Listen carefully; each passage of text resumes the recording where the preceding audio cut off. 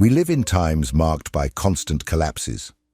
Environmental crises, wars, pandemics, political instability, misinformation, economic collapses, existential crises. For many, the feeling is clear. The world is crumbling.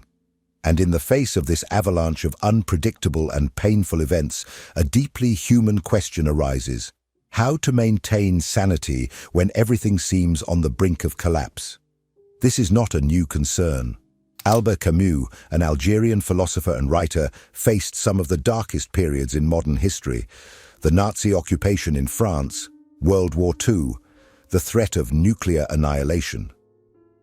Camus witnessed a world in ruins, and yet he did not succumb to despair. On the contrary, he built a profoundly subversive philosophy on how to survive psychologically when the world loses its footing. A philosophy that can still save minds on the verge of collapse today. Camus called this vision absurdism.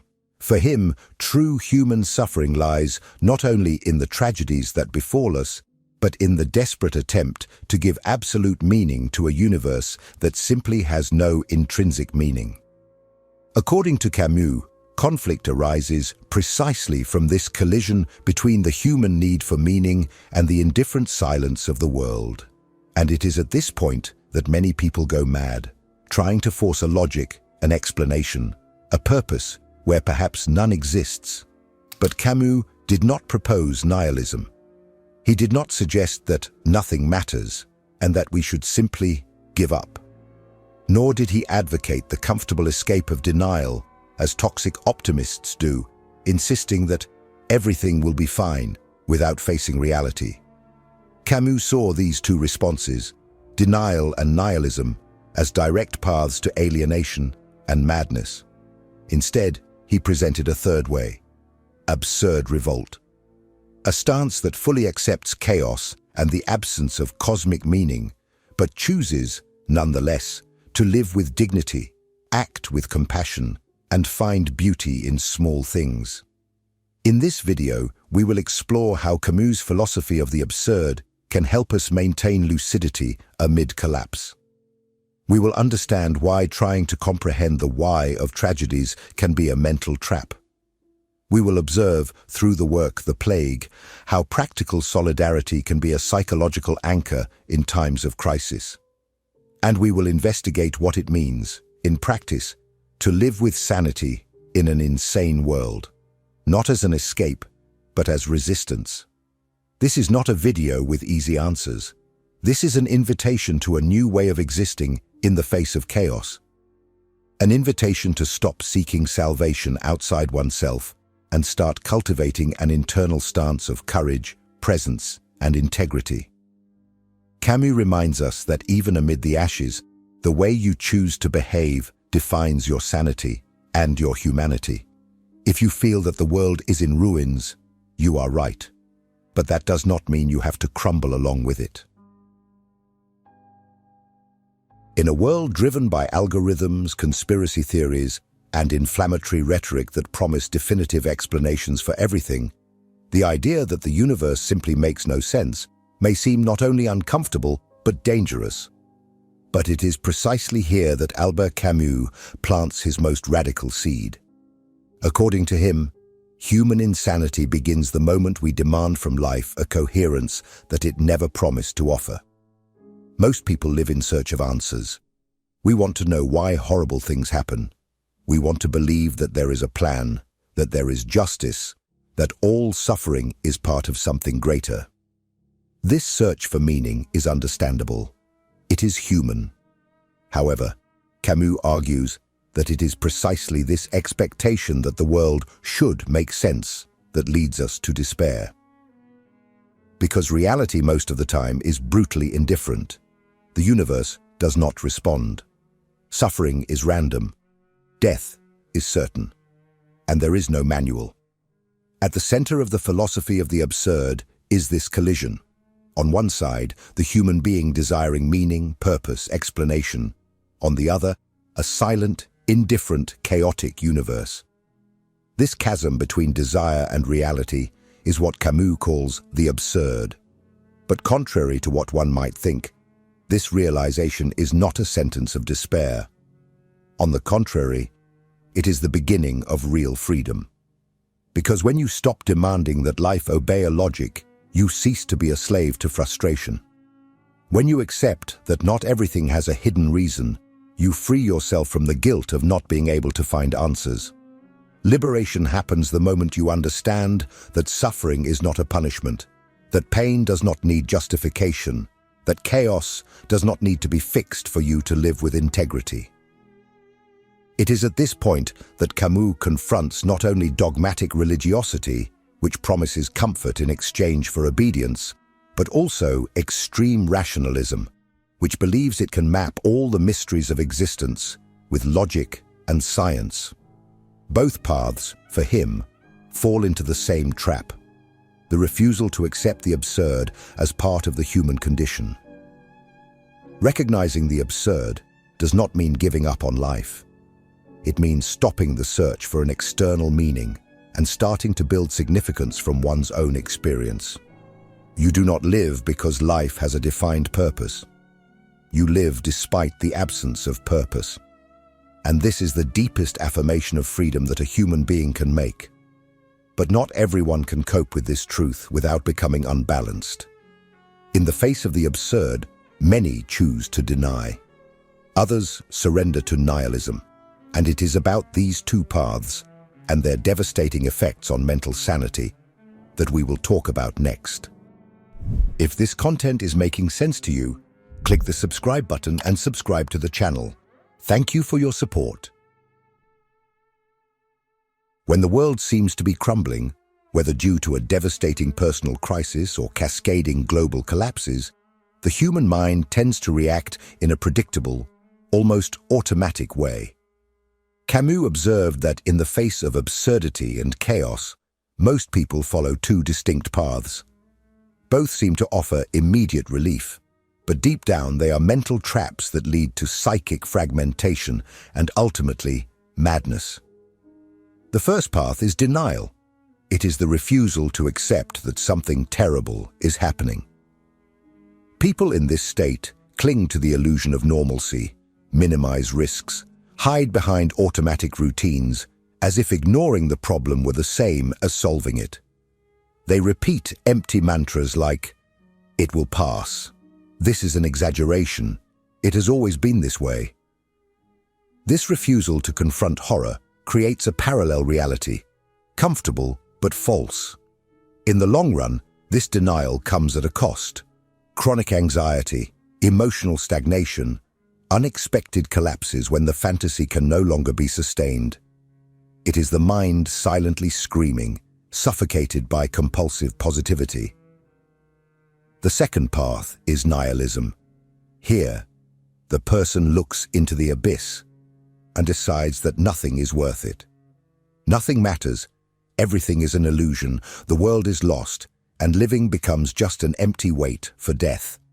It is a total surrender to despair, a giving up on the human. Nihilism is cold, corrosive, and disguises itself as lucidity. I am a realist. I no longer delude myself. But behind this mask is a paralyzing pain. The nihilist has not found the truth. They have merely been swallowed by it. It is a form of slow suicide, where the body survives, but the soul departs. Camus was relentless with these two postures. For him, both represent a refusal to deal with the absurd in a healthy way. Both the denier and the nihilist are, in fact, fleeing from reality, one through blind optimism, the other through absolute despair. Both become ill because they try to escape what needs to be faced: the fact that life offers no guarantees, no justice, no prefabricated meaning. But Camus proposes a third way, more difficult, more demanding, but profoundly transformative. A stance that neither denies horror nor surrenders to it. A way of living that confronts chaos with open eyes and still chooses to resist. This path is called by Camus the absurd revolt. And it is about this that we will talk now. What does it mean to revolt against the absurd? How is it possible to act with dignity when nothing guarantees that your actions will make a difference? The answer begins with a radical shift in perspective. In the face of the absurd, the absence of universal meaning, and the inevitability of pain, Camus proposes something that seems contradictory at first glance: to revolt. But this revolt is not a destructive scream, nor a desperate rebellion. It is an act of consciousness, an existential stance, a deeply human form of resistance. For Camus, the absurd revolt is the decision to face reality exactly as it is, tragic, unpredictable, indifferent, and yet to choose to act with courage, lucidity, and dignity. The revolted individual does not await divine salvation, does not expect a reward in the future, nor lives in search of definitive answers. He understands that the universe is silent, but instead of remaining silent, he decides to respond with action. The absurd revolt is a yes to life, even knowing that it offers no guarantees. It is waking up every morning accepting that nothing is assured, and still doing what needs to be done. It is suffering without wanting to transform that suffering into an illusory narrative of greater purpose, but also without allowing it to destroy his capacity to create, love, resist, and care. Camus defines this stance as fidelity to oneself in the face of chaos. It is not a blind hope that everything will get better. It is a profound refusal to let horror define who you become. The revolted individual maintains integrity even when the world loses its. He acts not because he will win, but because he needs to remain human. In this sense, the absurd revolt is a supreme form of freedom. When you stop demanding that life deliver meaning to you, you gain the freedom to construct your own, not as a universal truth, but as a personal act of resistance. Small actions, conscious gestures, deliberate choices, each of these attitudes is an act of revolt against the absurd. Living in this revolt does not mean eliminating pain, but preventing it from turning into dehumanization. It does not mean denying destruction, but refusing to be destroyed internally. It is living with intensity, knowing that nothing is eternal. And precisely for that reason, every moment matters. But how does this revolt take shape in the real world amidst collective collapse? How does it manifest not only in the individual mind, but in concrete actions, especially when suffering affects everyone? To understand this, Camus delivers one of his most powerful works, The Plague. In the next part, we will see how, amidst an epidemic that devastated an entire city, the absurd revolt transformed into silent solidarity, into duty without hope, into conscious humanity, and paradoxically, into a form of inner salvation. In The Plague, Albert Camus does not offer a gentle or comforting metaphor. He immerses us in a city besieged by death, isolated by fear, consumed by a plague that spares neither the innocent nor the guilty. Oran, the setting of the narrative, is an ordinary city, monotonous, trade-oriented, accustomed to routine, until suddenly it finds itself paralyzed by an invisible evil. And it is in this scenario of absolute collapse that Camus puts into practice his philosophy of the absurd, not as theory, but as concrete experience. What makes The Plague so powerful is that the characters do not overcome tragedy. They do not find a magical cure, do not discover a higher purpose hidden in suffering, do not escape horror. On the contrary, many die, others go mad, and all are forced to confront the worst in themselves. And yet, or perhaps because of this, some characters choose to get up every day and keep fighting, not because they will win, but because they refuse to betray what makes them human. Dr. Rieu, the central character of the story, is the embodiment of absurd revolt. He does not believe in divine explanations nor in miracles. He knows he cannot eradicate the plague, but he continues to treat patients day after day, knowing that most will die. He does this not out of hope, but out of integrity. Because there is a profound difference between hoping that everything will be fine and deciding to do good, even knowing that the world may never improve. That is the heart of Camus's message. Acting with compassion and responsibility does not depend on the certainty that it will work out. Authentic kindness is that which endures even when no one is watching, even when no one will thank you, even when evil seems to prevail. Sanity in this context is not a comfortable mental state. It is a daily achievement built on ethical actions in a scenario without guarantees. In one of the most striking moments of the work, Camus writes that the only way to fight the plague is with honesty. And what is honesty here, if not the recognition that life is fragile, that suffering is real, and that despite this, we can still choose to alleviate someone's pain? A gesture of care, an act of listening, a repeated effort even in despair. These are the purest manifestations of sanity in times of collapse. The plague also reveals another uncomfortable truth.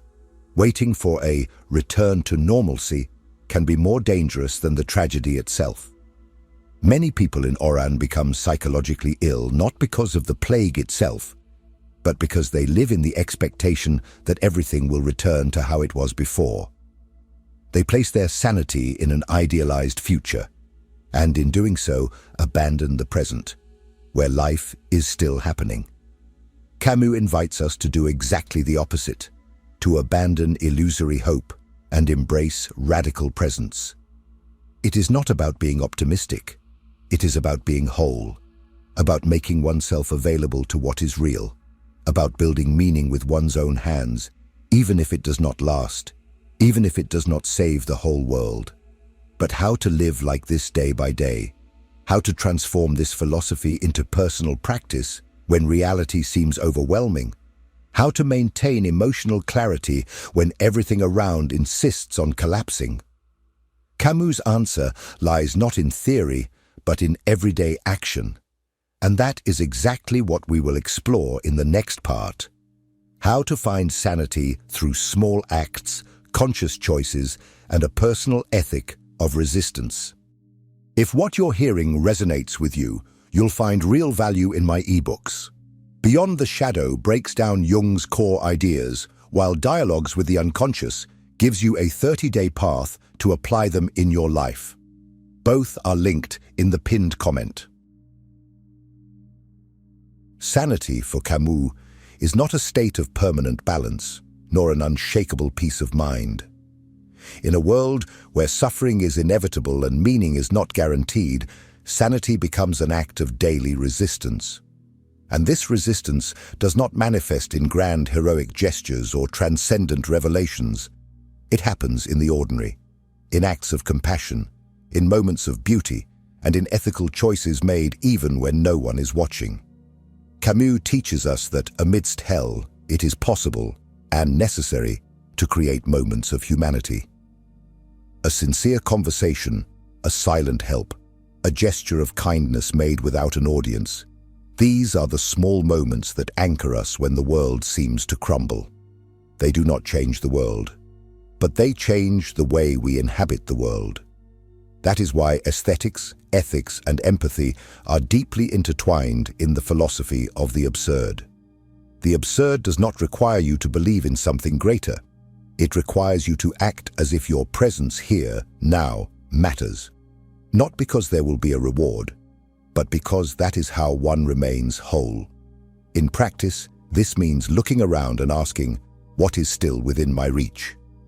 When everything seems out of control, the way to maintain sanity is to redirect focus to what you can still touch. You cannot end the war, but you can comfort someone who suffers. You cannot fix the system, but you can be honest in your relationships. You cannot guarantee that everything will get better, but you can be kind now. Camus never romanticizes suffering. He does not believe that pain makes us better, but he strongly asserts that it is in how we react to pain that we define our character. True freedom is not doing what one wants, but choosing how to act in the face of what cannot be controlled. And this choice, though silent, is revolutionary, because it is in this choice that dignity resides. In The Plague, we see characters finding moments of genuine joy, a conversation on the terrace, a song, a shared memory. These moments do not negate the horror, but they function as micro-resistances, small sparks that reaffirm, I am still here and I am still human. This awareness that it is possible to sustain beauty even in chaos is what prevents horror from taking over completely. Camus also points out that it is possible to find pleasure, even a form of rebellious joy, in the simple act of continuing to walk. In the myth of Sisyphus, he writes, one must imagine Sisyphus happy. Happy not because he found meaning, but because he continued to push the boulder, because he made the very act an affirmation of life. And it is precisely at this point that Camus delivers his deepest lesson. The world may be in ruins, but you can still choose who you will be within that hell. And this choice, though small, can save your sanity, and perhaps even your soul. But this frightening freedom to choose amidst chaos raises a final question. What is the true role of lucidity in dark times? In the final part, we will explore how the radical acceptance of reality transforms into the only genuine form of freedom, and why, for Camus, sanity is, above all, a form of courageous lucidity. We have reached the most essential point of Camus' philosophy. Sanity, in an absurd world, is not a gift, it is an achievement. And this achievement requires more than emotional resilience. It demands brutal lucidity, a rare intellectual courage, and an unwavering willingness to look reality in the eye without blinking. Camus does not offer consolation.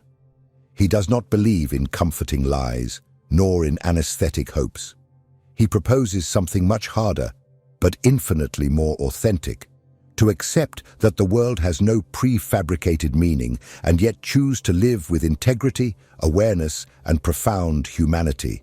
This is the ultimate rebellion, a rebellion without weapons, without guarantees, without promises of redemption, but a rebellion that protects the only thing that can still be protected when everything around crumbles: your lucidity. Lucidity is the opposite of the emotional blindness that leads to denial. It is also the antidote to paralyzing nihilism. To be lucid is not to be pessimistic. It is to be honest. It is to recognize that life is fragile, that death is certain, that injustice exists, and that nonetheless, it is possible to build something worthy among the ruins. Camus says, "Freedom is worth no more than anything else, but I know nothing better." Sanity is that freedom, the ability to choose how you will live, even when you did not choose the world you were born into. To be lucid is to live knowing that tragedy is part of existence, but refusing to be consumed by it.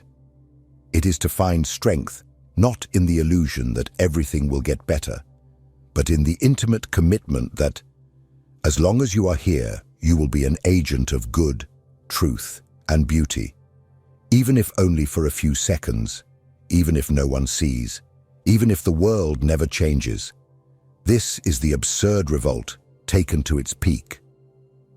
A mental and spiritual state in which, even without hopes of salvation, you continue. Not out of faith, but by choice.